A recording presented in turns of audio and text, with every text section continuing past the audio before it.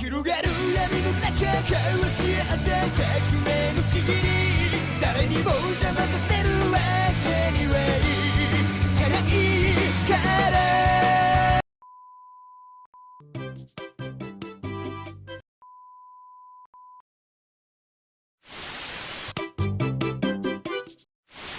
Todos los personajes que tienen haki del emperador son o están destinados a ser reyes. Repasémoslos. Lo conocimos por primera vez con Rayleigh, el rey oscuro. Después nos lo mostró Luffy, la persona que está destinada a convertirse en el rey de los piratas. Por supuesto que Roger, el rey de los piratas, lo tenía, y Ace, su legítimo heredero, también. Más adelante conocimos a Chinchao, el rey de la armada Japo. Doflamingo, el rey de Dressrosa, y Hancock, reina de Amazon Lilith, lo tienen. Katakuri también era poseedor. Ojo con esto, porque con la caída de Big Mom, posiblemente él herede ese trono. Por supuesto que Kaido y Big Mom también, al igual que Shanks y Barba Blanca, los 4 emperadores originales. Eustace Kid también es un emperador supremo.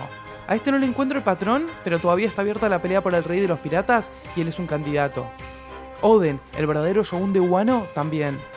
Por último descubrimos que Zoro, el rey del infierno, nació con ese don. En fin, ¿ven el patrón?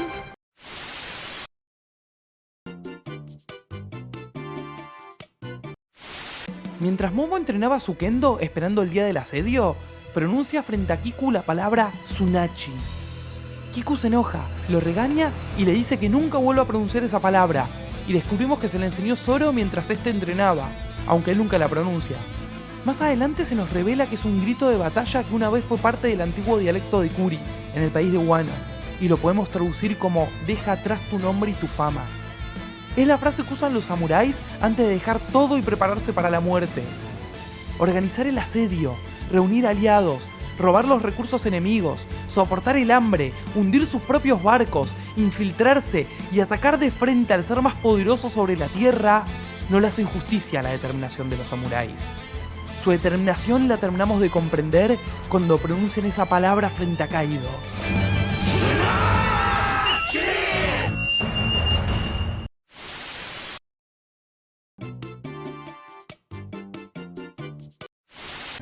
Cuando Luffy despierta por primera vez a Nika en la pelea contra Kaido, vemos una escena que pasó desapercibida para muchos.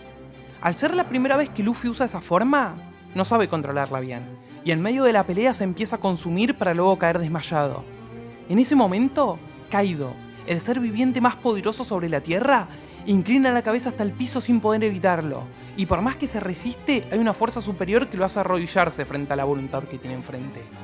Este super haki del emperador, Luffy lo hizo de forma inconsciente, al igual que en Marineford o Amazon Lilith, las primeras veces que vimos su voluntad en acción.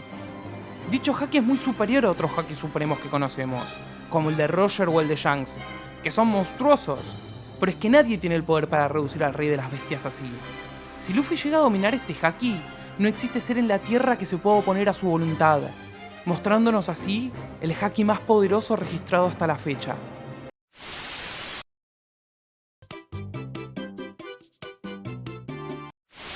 Lau y Barba Negra colisionan en una de las peleas más épicas de toda la serie. La pelea empieza con el Dr. Q usando su plaga para convertir a los piratas del corazón en mujer, reduciendo así su fuerza física. La plaga se expande y los que hacen contacto con Lau también se empiezan a convertir. En ese momento, Lau dice que descubrió algo en la pelea contra los emperadores. Un exceso de haki puede anular el poder de las frutas, y libera todo su haki para anular la plaga. Aquí hay un detalle. En la guerra de Wano, las supernovas están contra las cuerdas, ya que no pueden seguirle el ritmo a 2 emperadores a la vez. Y Kid le pregunta si no los puede separar con su poder, a lo que Lau contesta que son tan fuertes que no puede moverlos. Esto pareció una conveniencia de guión, pero lo que realmente estaba pasando en ese momento es que Big Mom y Kaido estaban anulando el poder de la Ope con su terrible haki. Esa es la respuesta por la cual Lau no podía mover a los emperadores para sacarlos fuera de la isla y que caigan al mar, teniendo que trabajar en equipo y usar todo su ingenio para derrotar a la Gran Madre.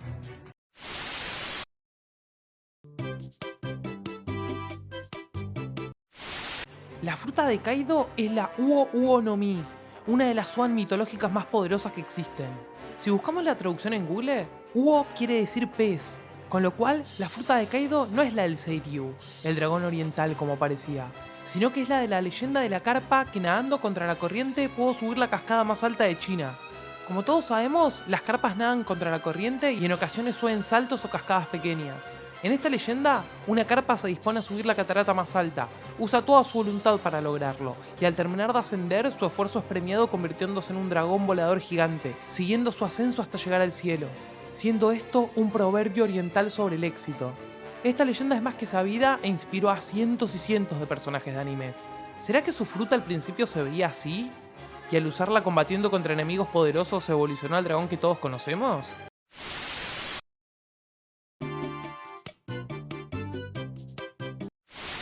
¿Qué onda con Orochi? Fue todo muy raro lo de este personaje. Su fruta es la Hebi no Mi, basada en la criatura del folclore japonés Orochi, valga la redundancia. Casualmente la primera vez que lo matan fue cortándole la cabeza, demasiado conveniente, y vuelve solo unos pocos episodios después aún con vida. Nadie dice nada, simplemente está vivo porque sí, a pesar de que lo habían decapitado. Más adelante Kinemon le rebana el pecho y otra vez fincamos demencia porque vuelve a aparecer unos pocos episodios después intacto. O sea, ¡qué mierda! Finalmente vuelve a aparecer con una única cabeza y junto con Kanjuro provocan el incendio en el castillo. Es carbonizado por sus propias llamas y ahora es Denjiro quien le rebana la cabeza. Esperemos que esta vez sea la última. ¿Se supone que ahí ya murió? Pero es que Oda nos presentó un plano de su cabeza decapitada tantas veces que ya perdí la fe. En fin, no soportaría que este hijo de puta siga vivo. Aunque todo parece indicar que sí.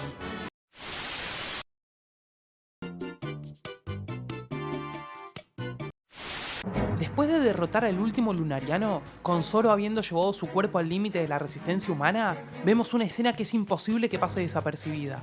Una nube de aura negra toma forma frente a él para convertirse en la mismísima Parka. ¿Qué carajo esto? Nunca habíamos visto una escena tan literal de la muerte en One Piece. De hecho, la muerte estuvo a punto de concretar su misión, porque se destruyó el terreno donde estaba tirado Zoro e iba a caer a su inevitable final. Pero por suerte apareció Franky para evitar que Zoro caiga al vacío. ¿Qué nos está queriendo decir Oda con esto? Su destino ya parecía escrito. También parece algo sospechoso el hincapié que hace la escena con el ojo izquierdo de la muerte. ¿Habrá venido por el ojo que perdió Zoro? ¿Será que esa cosa es un demonio? Algo parecido a lo que le pasó a Denjiro cuando mataron a Oden, que fue poseído por un demonio llamado Ira, y ahora Zoro tiene un demonio dentro. Después de esto, Zoro estuvo 7 días durmiendo para despertar más OP que nunca, y ahora puede usar su Asura para comer y chupar.